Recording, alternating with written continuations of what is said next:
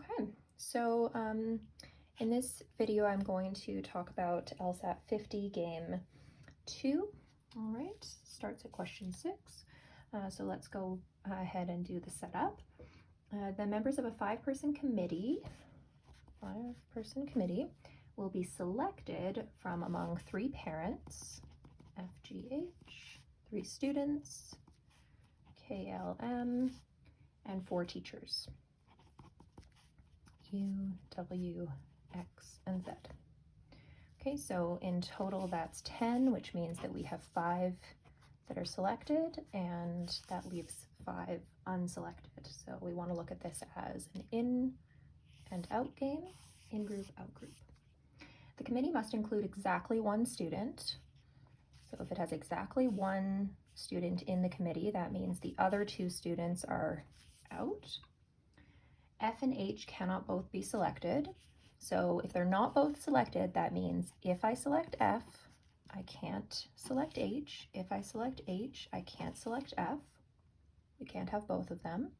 At least one of them is out. So those are positions for students being out. Here I know that at least one of these is out.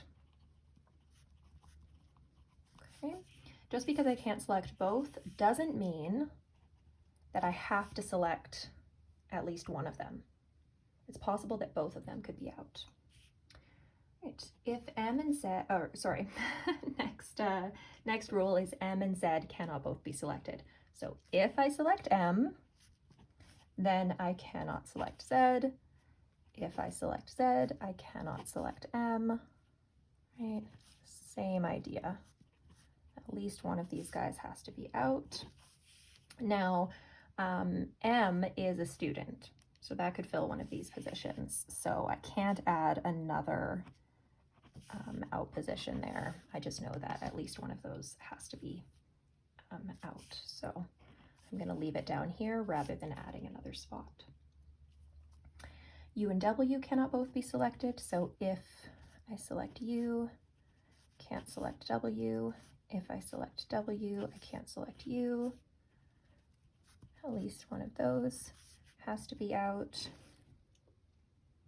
Right? U and W are both teachers, so I can put a spot out for one of those teachers. At least one of the teachers is going to be out.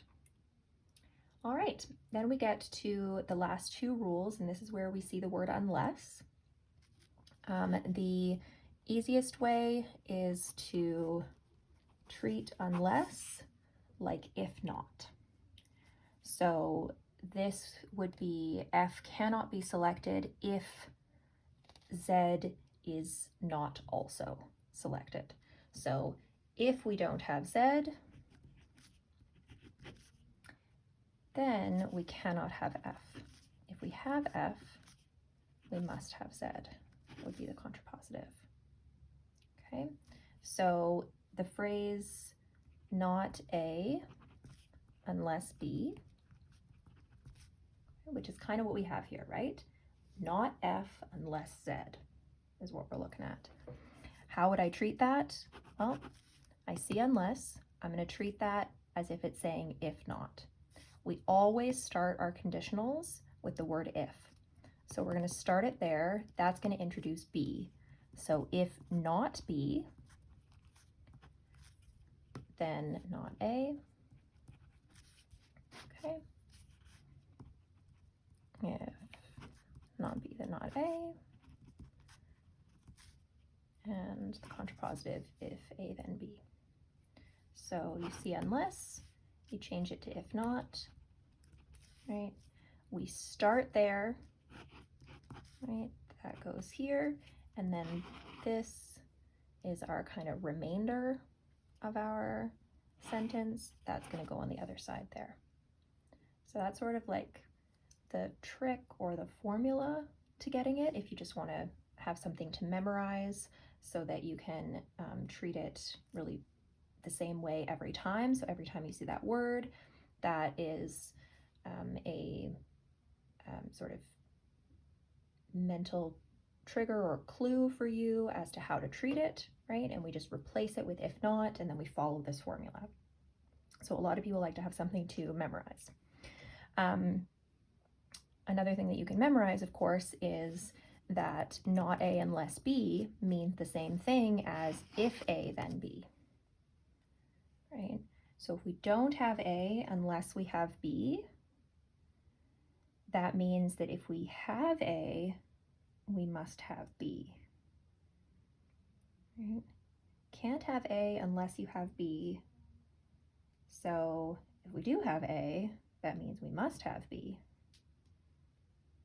I know it can kind of, I don't know, maybe it sounds like I'm just saying it in a different tone of voice and it doesn't really mean anything to you. But I can use the example of you can't go to law school, right? So not law school unless LSAT, right? Can't go to law school unless you write the LSAT. So if you are going to law school, then you must have written the LSAT, right?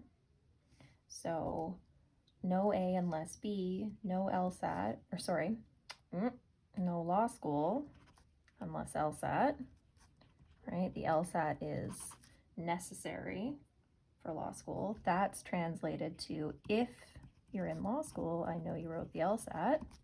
If you don't write the LSAT, you can't go to law school, okay? So if it's true that the LSAT is necessary for law school, this also holds true, right? We know in real life that there are other ways to go to law school without writing the LSAT. There are law schools that will accept students who write other entrance exams for, master's programs or whatever. There are like schools in the States, there are schools in other parts of the world where you don't have to write the LSAT, right? So the UK, I'm based in Canada. Every Canadian law school requires the LSAT right now. So it's true that if you're at a law school in Canada, then you must have written the LSAT to be admitted. There are probably some exceptions to that too, but we won't go into that, right? Yeah, just for the sake of this example, right? If we take it to be 100% true that the LSAT is required for law school, then you can't go to law school unless you write the LSAT. If you're in law school, you must have written the LSAT. If you don't write the LSAT, you can't go to law school. It would also not necessarily be true that if you write the LSAT, you will go to law school, right? It's also not necessarily true that if you're not in law school, you haven't written the LSAT. So we can see with that we can't go the other way. This is not a biconditional, okay? Just one direction with this one. And we have the same format here. So I'm looking at the unless, and I'm starting there. If not H, right? Unless H, if not H. So if not H, and then I go to the remainder, W cannot be selected. So then W is not selected. If W is selected, then H is selected. Okay. W can't be selected unless H is selected. You can't go to law school unless you write the LSAT. So if you're in law school, you must have written the LSAT. Can't go to law school unless you write the LSAT. If you don't write the LSAT, you're not going to go to law school. So we can kind of have that in our heads as a little bit of an example that we can take with us into the exam if you have that memorized. Okay, so unless is the same as if not. Some other words that also equate to if not are without,